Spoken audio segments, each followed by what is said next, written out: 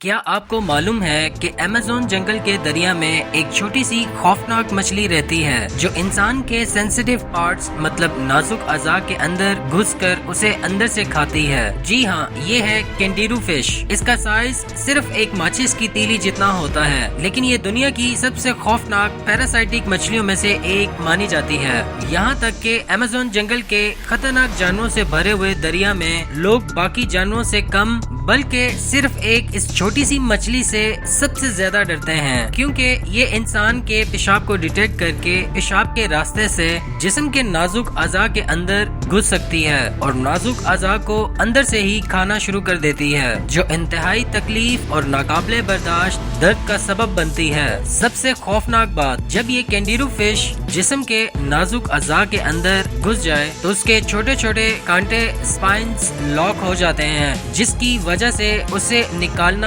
لگ بھگ ناممکن ہوتا ہے اور آپ کے پاس صرف سرجری ہی لاسٹ آپشن ہوتا ہے۔ جانیے اور بھی کریزی فیکٹس صرف وائلڈ فیکٹس اردو پر۔ ابھی سبسکرائب کریں۔